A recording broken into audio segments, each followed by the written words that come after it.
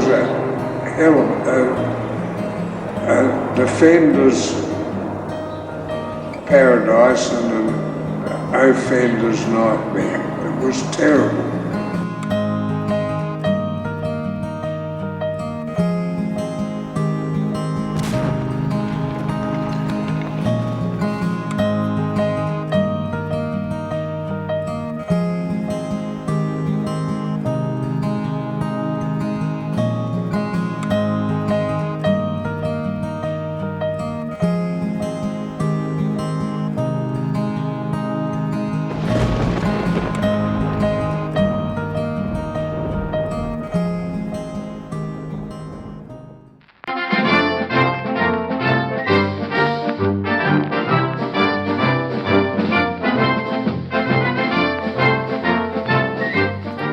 In the history of warfare, most campaigns are remembered as glorious demonstrations of the professions of arms.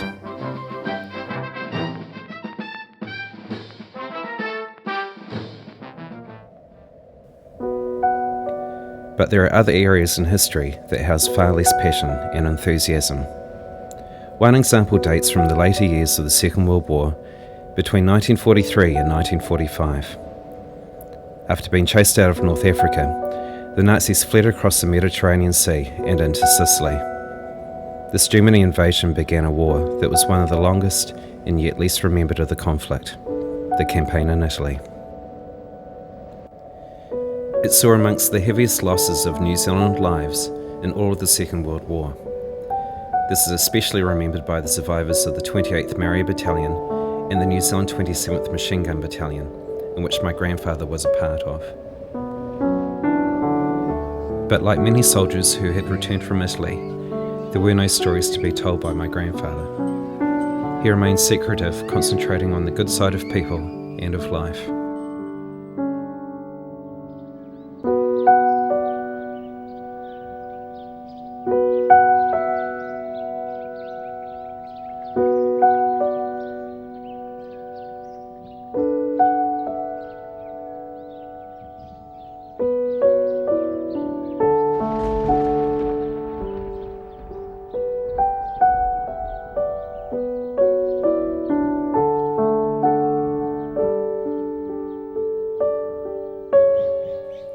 However, after some gentle persuasion by his family, and on a sunny Blenheim afternoon, Bill Fuller finally spoke in detail of the war for the very first time. Documented with a home video camera and interviewed by his daughter Jocelyn and son Paul.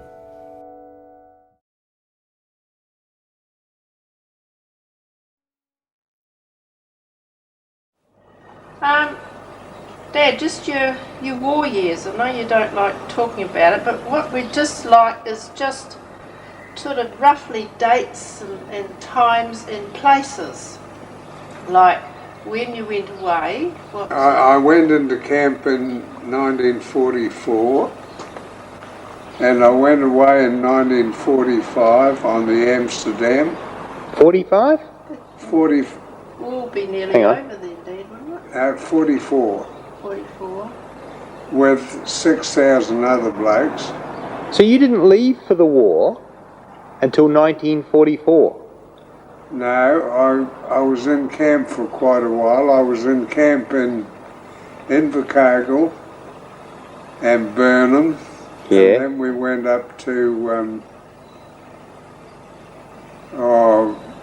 place just out of Palmerston, I forget, Linton I think it was. Linton. Mm-hmm. And then we went away on the Amsterdam. And about what year was that, Dad? That'd be 44. Well, that was really almost towards the end of the war. Towards the end of the war. Okay. The war was over in North Africa, so we landed in Egypt, went to camp there, and we marched to Alexander from Cairo, which took us 3 or 4 days, and then we trucked down to Taranto, and we went to Italy. And the war in Italy was red hot at the time. So We chased Rommel out of North Africa, Right. but the war went on for quite a while. Yes. Quite a while. At the same time that the New Zealanders were invading the east coast of Italy, in a deliberate operation, the Americans were invading the west coast at the town of Anzio. Mussolini had been toppled, and a celebration had taken place aboard the ships while at sea. It was believed that an invasion of Italy would now be a simple walk to Rome. However, as the road to Rome would lead through the Luri Valley, it was noted that the mountain range above the highway was a perfect vantage point for German defences. The town of Cassino was based at the foot of the range and was identified as the central meeting point between the two coasts. It was assumed that taking the town off the Germans wouldn't be impossible. So Anzio was now playing host to one of the largest amphibious landings of the entire Second World War. In one day, an enormous fleet of ships put ashore no less than 36,000 troops with absolutely no resistance. With the fall of Mussolini, the town had already been evacuated. For the German commander, Albert Kesselring, this was a very concerning situation. Hitler recognised the danger and insisted that the Germans needed reinforcements beyond the numbers that were available at that time in Italy. So Hitler rushed reinforcements to Anzio. The day after the invasion, the German 14th Army were given the task of resisting the advance and summoned armies from the Balkans and from France. However, these armies were going to take a while to arrive, so the Americans were presented with a prime opportunity to breach the German defence of Italy. If the New Zealanders could just take possession of the Sangro River, with the combined victory of Anzio, the German troops in the centre of Italy would scatter, and eventually the Nazis would be driven north and out of Italy. At least that was the plan. The capture of Cassino could now be minimised.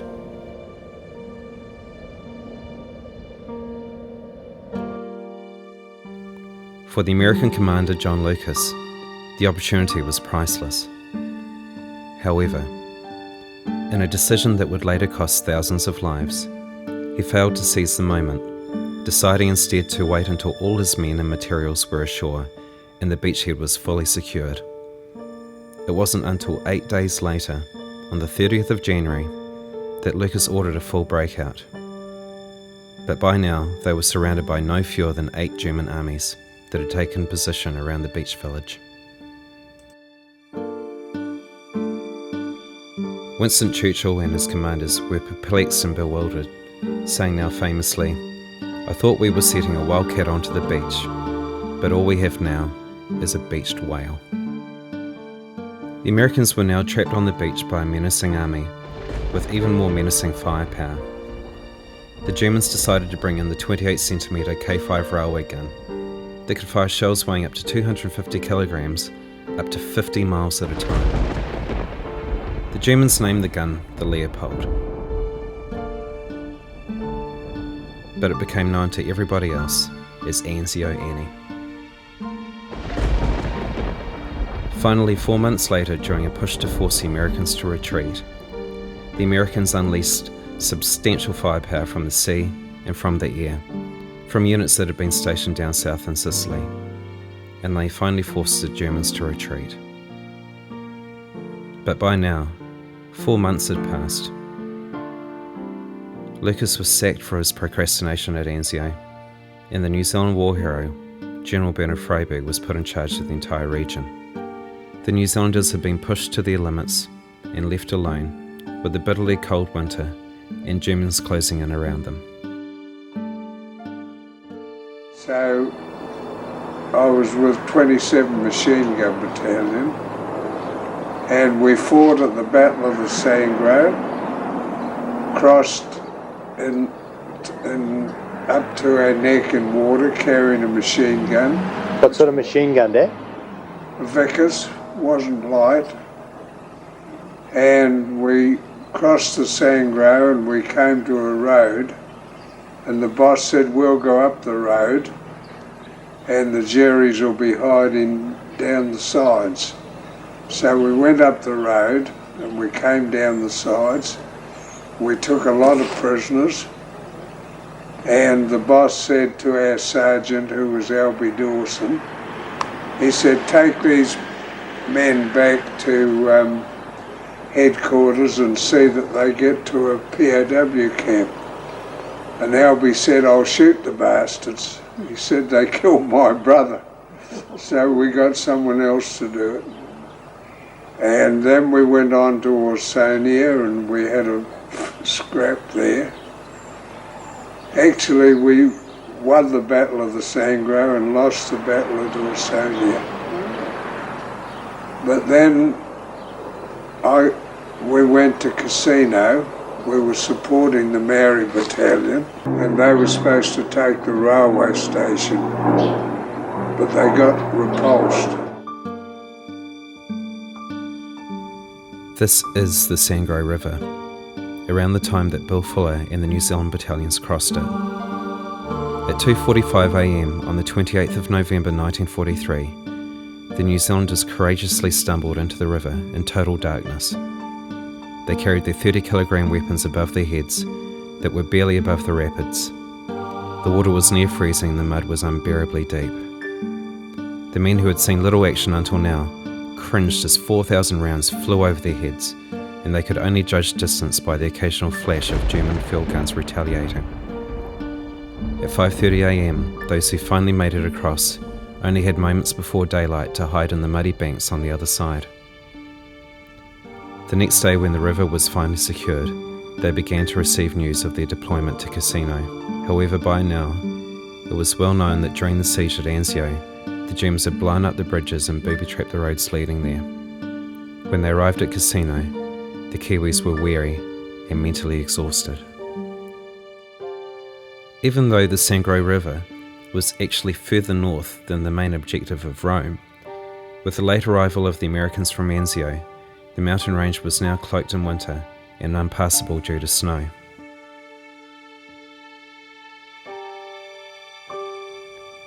Freyberg had finally led the Americans through from Anzio and welcomed the sight of his fellow New Zealanders from the Adriatic coast, and showed much consideration and compassion towards them. Having now taken over, Freyberg was keen to finally launch an assault on the town of Casino. However, there was one big problem: the 1400-year-old monastery above the Casino township. Under international law, such a Christian monument was a no-go area for military action. The Germans claimed to respect this. Towards the end of 1943, in a blaze of publicity, they removed the precious art and artefacts contained within the monastery, none of which were ever seen again. Without a hint of irony, the Wehrmacht presented itself as the guardian of civilized values. In February 1944, the Allies reinforced the message. Freyberg was convinced that the monastery was being used for military observation. When General Alexandra finally accepted his point of view, and despite surviving battles since the time of St. Benedictine, the fate of the monastery was sealed.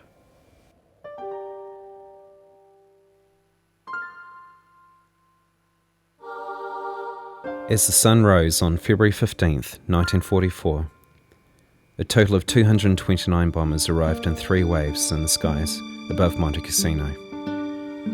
They deployed 47 B-5 Mitchells, 40 B-6 Marauders, and no fewer than 142 B-17 Flying Fortresses. Their total bomb load was more than 453 tons.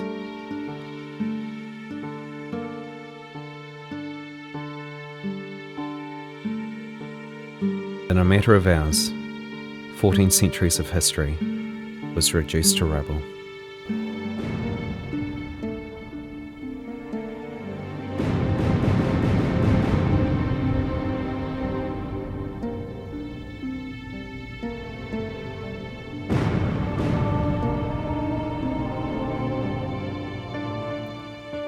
In a way, the bombing had been a total success, but the whole enterprise was actually a disaster for the Allies. Freyberg's intelligence had been incorrect, and the Germans had not been in the monastery. But with the violation of international law, elite German paratroopers now moved into the rubble, and they found themselves in a perfect defensive position. The day after the bombing, the New Zealand battalions made their move, but the Indians and the New Zealanders couldn't make a breakthrough. The Indians fought hard, but the Germans in the ruins fought back, the German 8cm mortars continued to find many targets below in the village, that they couldn't take the town of Casino itself. The 28th Maori Battalion managed to cross the near-freezing Rapido River, supported by the 27th machine gunners, including Bill Fuller. Although initially capturing the railway station using smoke generators, they lacked engineering support and were repulsed as the American tanks couldn't make it across the river.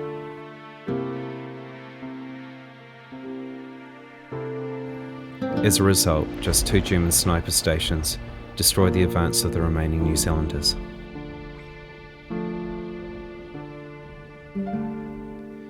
Further north, the British were also unable to capture their target of Monte Calvario, and the entire offensive was abandoned after just 3 days, after a group of 100 American troops from the Second Corps went into the ruins, and 3 hours later, only 4 returned.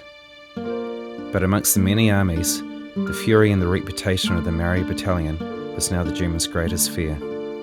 Inspired, Freyberg decided that simply more firepower was needed.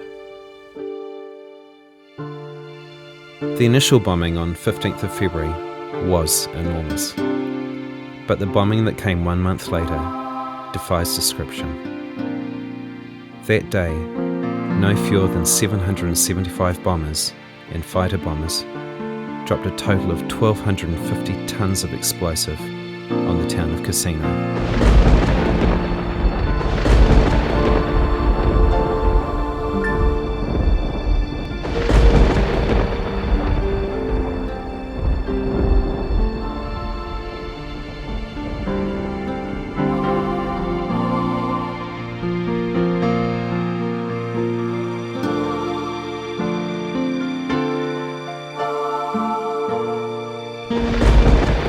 Immediately afterwards, the ground artillery opened up. 750 guns fired a total of 195,000 shells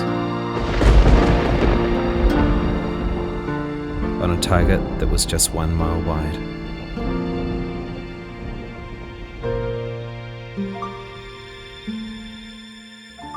After this, Casino no longer existed in anything but name. Freyberg was convinced that no one could have survived. However, 100 German paratroopers had survived and had managed to radio in support for Freyberg's advancing men.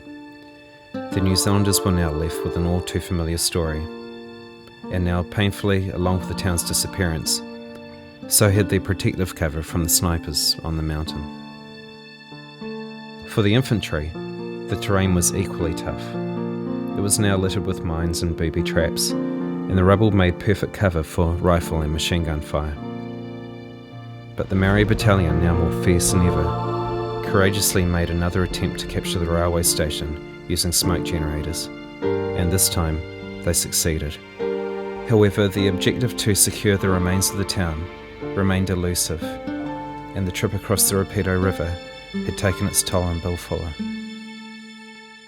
Casino was a hell of a defender's paradise and an offender's nightmare. It was terrible.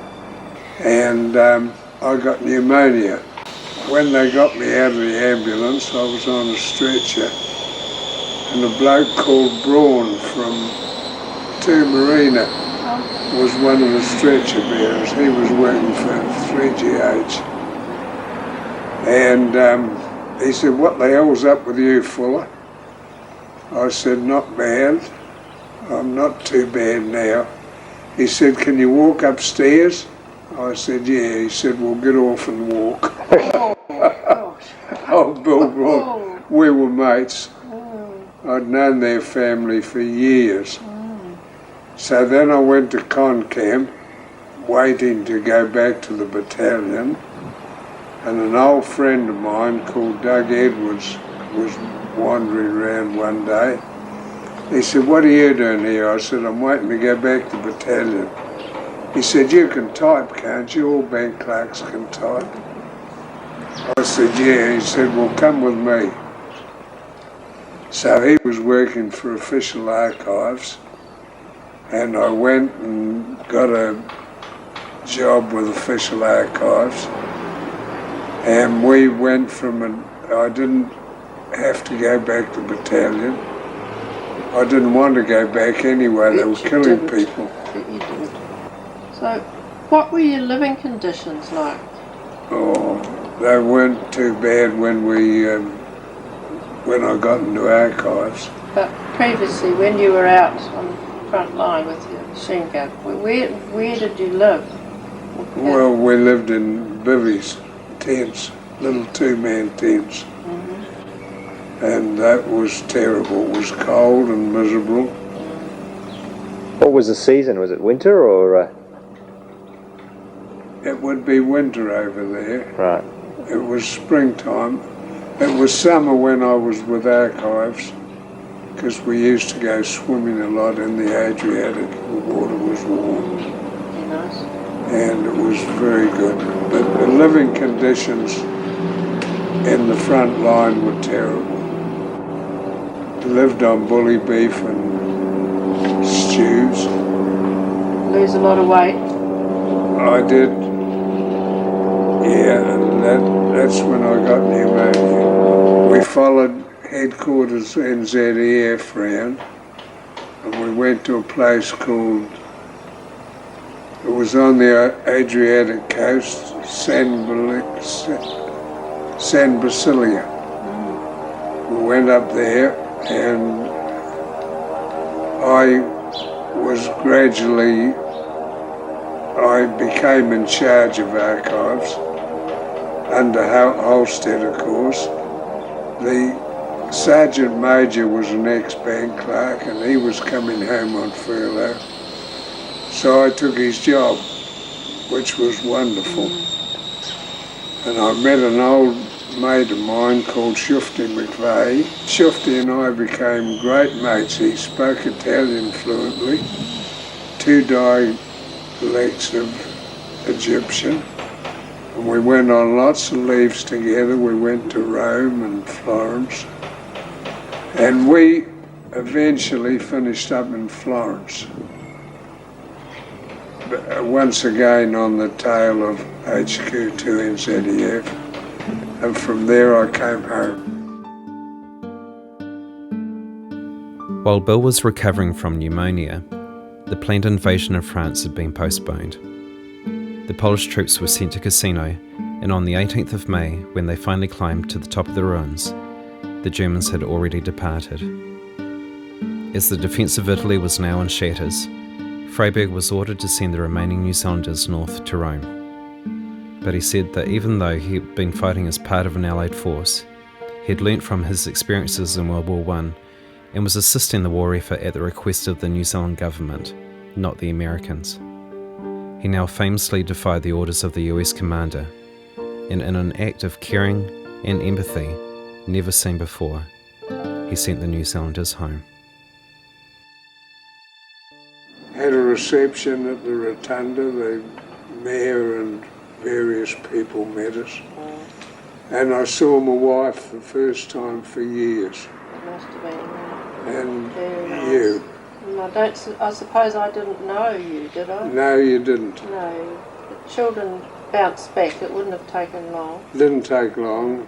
And How was it? How did you adjust when you got back to normal living? Oh, it was terrible. I was so used to men's company. I didn't know what to say to my parents or my wife. That'd be the norm for you all, wouldn't it? It was the normal for all of us.